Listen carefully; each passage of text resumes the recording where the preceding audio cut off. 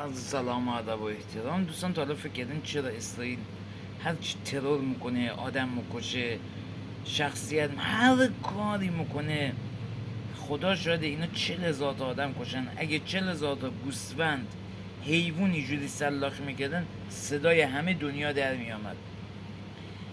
اگه 40 تا آدم ایران بکشه، اگه اینجوری که اینا قتل عام میکنن ایران میکش، کل صدای دنیا در میامد.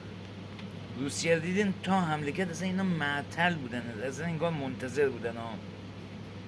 دقیق همه چیزا در قبل چینده بودن، همه چیزا در قبل حاضر بود. هم روسیه اولین تیر شلیکت شروع کردن یکی یکی تحریمش کردن. اینا اتفاقی نیست. اسرائیل نماینده توحش دنیای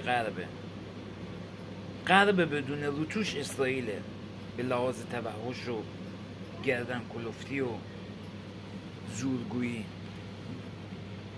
کل دنیای غرب وقتی تو ایمان داشته باشی خدا اینجوری برات درست میکنه. کل دنیای اینا 2 هفته 3 هفته است که با یک تهدید میزنم ایران رو ویبرس، این ژله داره میلرزه. هنوز نزدیم ما و خواهیم زد. موشکی شاید نباشه، شاید ترور باشه، شاید یه تو گوشی، هر جوری باشه جوابشون رو میگیرن، جواب گستاخیشون رو در تهران میگیرن. آیا هنیه رو در تهران زدن، جوابش رو 100 در میلیون خواهند گرفت. خاطرتون جمع، ردخور نداره. ولی هنوز نزده، فقط ما میگیم میخوایم بزنیم. تو ببین آمریکا چه لشکر ناوی آورده. کجا تا حالا دیدی آمریکا همچین لشکر کشی بکنه؟ این همه ناو و 400-500 تا هواپیما بیاره که فقط بخواد از یکی دفاع بکنه. خود اسرائیل سنگین ترین لایه های پدافندی دنیا رو داره. چرا؟ چون یک عرض کردم جغله جاست. یه جغله شما فکر کن مثلا تهران، قم و کرج و همه رو اومدی دور تا دورش دیوار کشیدی شده یه پادگان.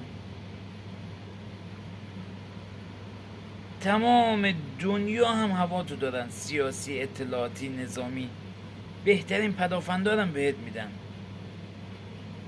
کی میخواد بهت حمله کنه؟ هر کاری هم میکنی هیچکی بهت هیچی نمیگه، هیچکی ها.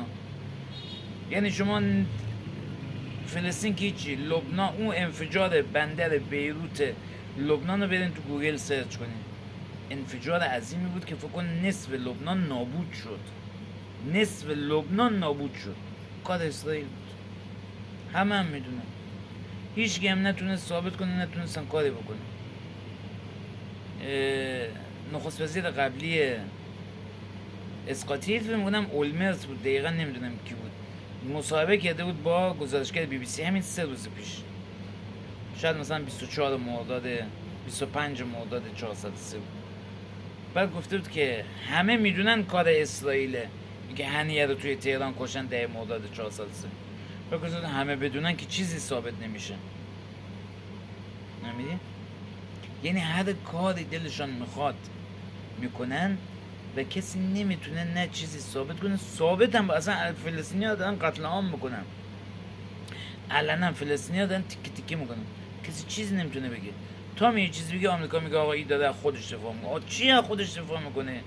زمینای مردم گرفته، اینا داره تیکه تیکه میکنه، داره از خودش دفاع میکنه. اصلا کجا بود قبل از 100 سال پیش این کجا بود؟ اینا کجا بودن؟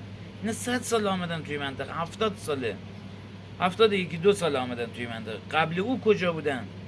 این زمین ها مال فلسطینی هاست. امریکایی ها میگن نه، فعلا دست سیناست.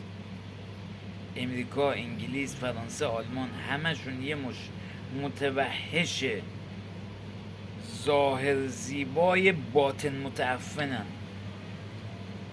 یعنی یک مش متوحش کراوات زده قرن 21 هن که ظاهر همه میگن آمریکا، انگلیس، اروپا خیلی خوبه، در باطن اینا انقدر متعفنن که شما ببین 40,000 نفر که 20,000 نفرش فقط کودکه، 17,000 تاش کودک، 3,000 تا زن، بیشتر از 3000.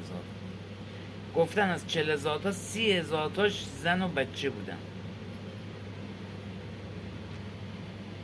از 40,000 تا حدود 25-26,000 تاش زن و بچه بود.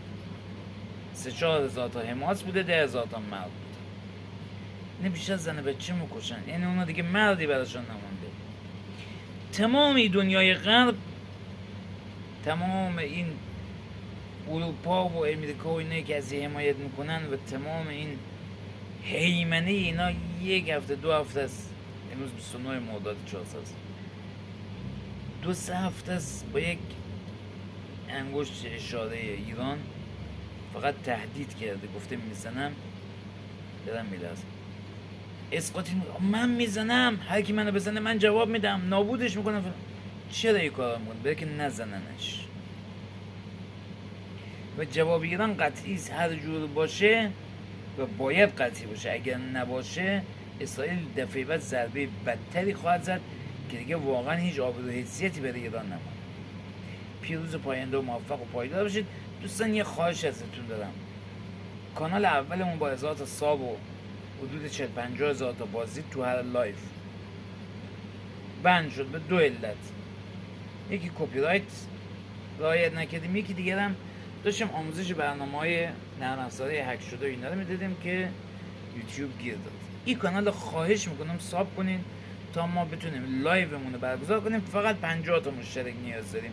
به 50 تا مشترک که برسیم انشالله دیگه به جای اینکه ما مونولوگ کار کنیم و من صحبت کنم، شما لایو میتونم بذارم، شما کامنت بذارید، کامنت های شما رو جواب بدم و لایومون رو برگزار کنیم. پیروز و پاینده و موفق و پایدار باشید. شب و روز بر همگی خوش.